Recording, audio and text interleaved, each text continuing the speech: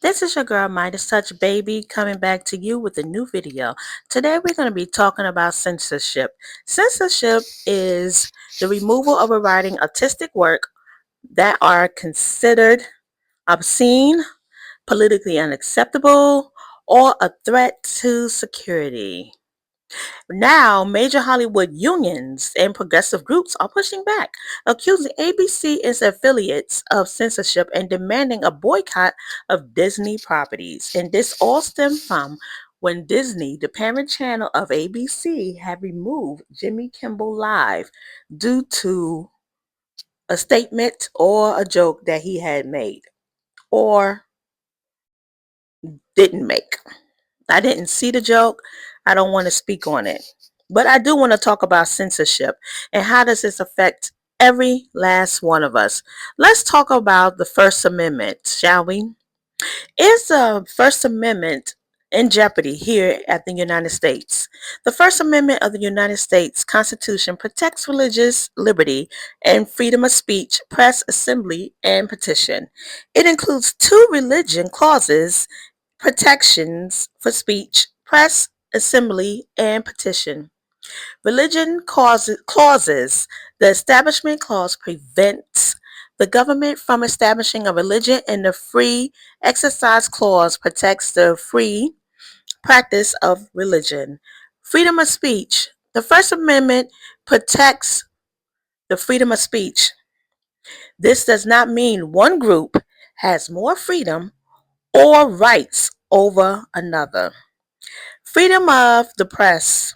The First Amendment protects the freedom of the press, but lately, various newspapers, outlets, publications, and other platforms, including Facebook, Instagram, TikTok, X, YouTube, are heavily regulated. We can't say certain words, and I understand that, but some of the words are ridiculous. That's another video. Freedom of assembly. First Amendment protects the right to peacefully assemble. Where does this leave our government during the hate marches against other races and cultures and sexual identity? What about the January 6th riots at the nation's capital that had left many injured and complete mayhem? Was that protected by the First Amendment? Right to petition. The First Amendment protects the right to petition the government to address grievances. We have the right to petition the government. When the rights of one group or community is attacked or limited, eventually another group will face the same attack. We must unite and destroy the yoke of separatism, hate, and censorship. How will censorship affect you in your daily life? Will we wake up one day and see our rights no longer exist? Well, we cannot speak against political figures. We cannot speak against companies and corporations with the threat of losing our job. Well, we cannot speak about wars that's going on across the land with the threat of losing our jobs.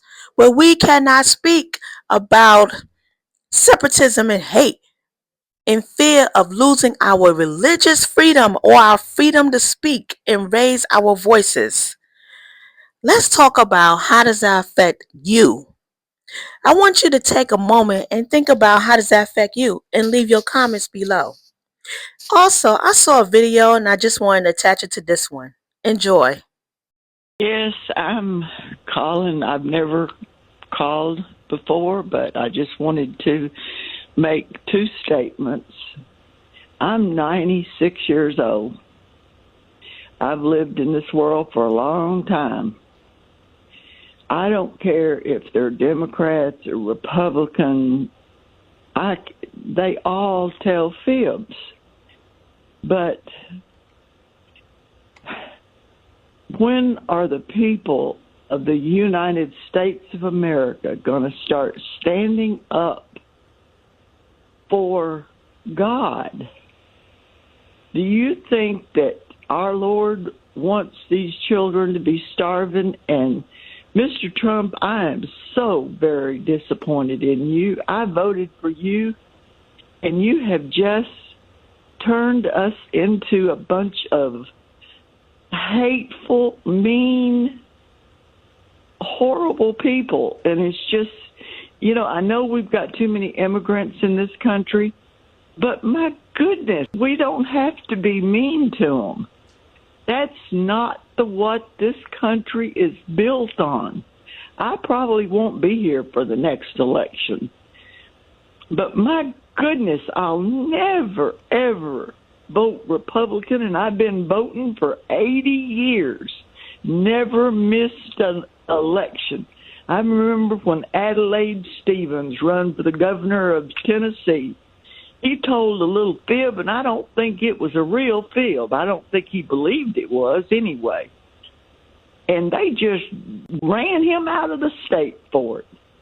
I can't believe that this country is letting things happen that's happening. I'm sorry, and I'm sorry to have bothered you, ma'am. You're a sweet lady. Betty, when is your birthday? You're 96. When are you going to hit 97? I'll be 97 on April 30th.